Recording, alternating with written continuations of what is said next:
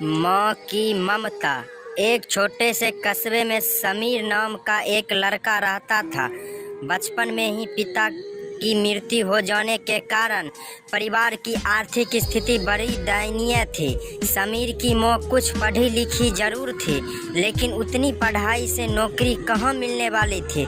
सो घर घर बर्तन मांज कर और सिलाई बुनाई का काम करके किसी तरह अपने बच्चे को पढ़ा लिखा रही थी। समीर स्वभाव से थोड़ा शर्मीला था और अक्सर चुपचाप बैठा रहता था। एक दिन जब वो स्कूल से लौटा तो उसके हाथ में एक लिफाफा था।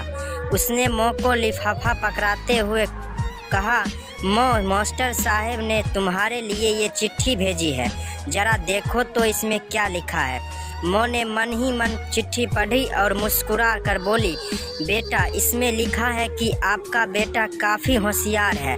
इस स्कूल में बाकी बच्चों की तुलना में इसका दिमाग बहुत तेज है और हमारे पास इससे पढ़ाने लायक शिक्षक नहीं है, इसलिए कल से आप इससे किसी और स्कूल में भेजें। यह बात सुनकर समीर को स्कूल न जा सकने का दुख तो हुआ, पर साथ ही उसका मन आत्मविश्वास से भर गया कि वो कुछ खास है और उसकी बुद्धि तीव्र है।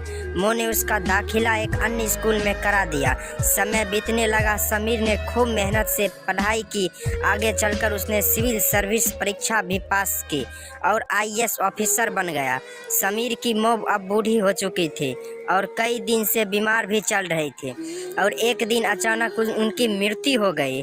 समीर के लिए यह बहुत बड़ा आघात था। वह बिलख बिलख कर रो पड़ा। उसे समझ नहीं आ रहा था कि अब अपनी माँ के बिना वो कैसे जिएगा। रोते रोते ही उसने माँ की पुरानी अलमारी खोली और हाथ में उनकी माला, चश्मा और अन्य वस्तु लेकर चूमने लगा। उस अलमारी में समीर के पुराने खिलौने और बचपन के कपड़े तक संभाल कर रखे हुए थे। समीर एक एक के सारी चीज़ें निकालने लगा और तभी उसकी नज़र एक पुरानी चिट्ठी पर पड़ी। दरअसल ये वही चिट्ठी थी जो मास्टर साहब ने उसे 18 साल पहले दी थी।